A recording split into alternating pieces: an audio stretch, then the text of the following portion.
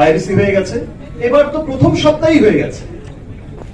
রাফি যে কথাটা বললো যে অন্য আর কোন সিনেমা না, যে সিনেমাটা এগিয়ে যাচ্ছে, যে সিনেমাটা বিশ্ব জয় করছে, সেই সিনেমাটাকেই টার্গেট করা হচ্ছে।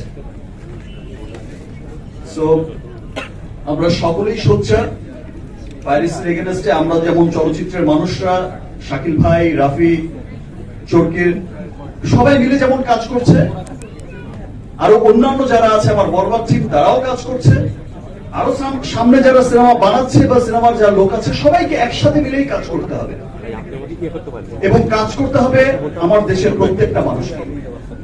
বিকজ এই চলচ্চিত্র, আমরা যারা চলচ্চিত্রের সাথে জড়িত শুধু তাদেরই চলচ্চিত্র না, এই চলচ্চিত্র হচ্ছে এই দেশের প্রত্যেকটা মানুষের। আমার যেমন অধিকার আছে চলচ্চিত্রের উপর, এই দেশের প্রত্যেকটা মানুষের সমান অধিকার আমাদের চলচ্চিত্রের উপর।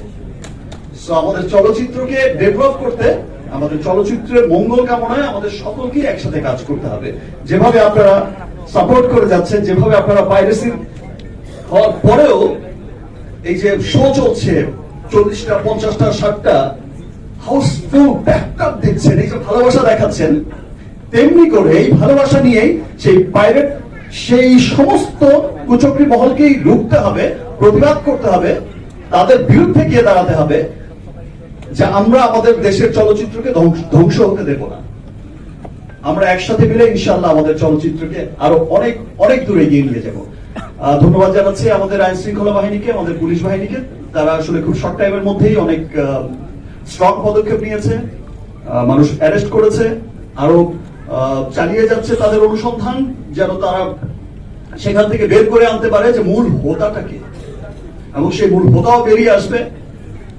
সে যেই হোক, যারা এই দেশের বিরুদ্ধে কাজ করবে, দেশের সংস্কৃতির এগেনস্টে কাজ করবে, দেশের চলচ্চিত্রের এগেনস্টে কাজ করবে, এরকম ঘৃণতর অন্যায় করবে, তাদের বিরুদ্ধে আমরা সকলেই একসাথে রুখে দাঁড়াবো। Thank you everyone. আমার তো দর্শক ছাড়াও ভাই, থ্যাংক ইউ। আমরা একটু দাঁড়াবো একটা গ্রুপ ছবির জন্য, সবাইকে ছবিটা দেখি এখন। জি জি, আপনি বলবেন। জেফার আছে এখানে, হ্যাঁ, আমাদের আরাফাত মহসিন, তাসির, তাণ্ডব টিম সবাই চলে আসো। তাণ্ডব টিমের মেকআপ সবাই চলে আসো, তাদের গ্রুপ ছবি তোলা ফেলবো, তারপর সিনেমা দেখবো।